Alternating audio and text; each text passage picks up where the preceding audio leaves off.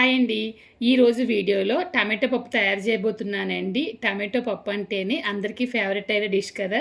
ఇంకా నేనైతే చాలా సింపుల్గా చాలా టేస్టీగా ఏ విధంగా తయారు చేయాలని చెప్పేసి చేసి చూపించబోతున్నానండి. దానికోసం చిన్న కుక్కర్ తీసుకుని చిన్న గ్లాస్ కందిపప్పు అయితే వేస్తున్నాను. 2-3 సార్లు శుభ్రంగా కడిగి ఒక గ్లాసు నీళ్లు వేసి 10 నిమిషాలు నానబెట్టండి.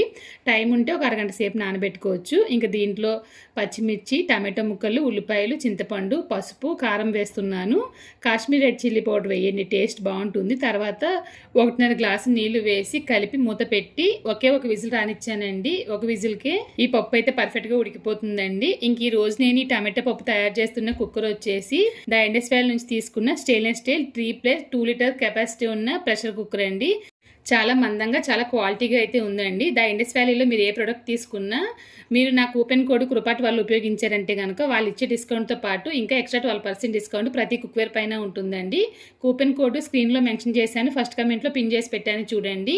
ఇంకా ఒక విజిల్ వచ్చిన తర్వాత ప్రెషర్ అంతా పోయిన తర్వాత కుక్కర్ మూత తీసి పప్పును మెత్తగా మెదిపేసిన తర్వాత పోపు వేయాలండి. తట్కా ప్యాన్ పెట్టి ఆయిల్ వేసి పోపు దినుసులు వేసి పోపును బాగా ఫ్రై చేసిన తర్వాత నేరుగా ఈ పప్పులో వేసేయడమే. మీకు ఇష్టమైతే కనుక సన్నగా తరిగిన కొత్తిమీర వేసుకోండి, కొంచెం నెయ్యి కూడా వేసుకోండి. అంతేనండి, టమాటో పప్పు తయారైపోయింది. వేడి వేడి అన్నంలో ఈ పప్పు వేసుకుని కొంచెంగా ఆవకాయ పెట్టుకుని కొంచెంగా బంగాళదుంప ఫ్రై పెట్టి తిన్నారంటే అబ్బా సూపర్ ఉంటుంది కదా.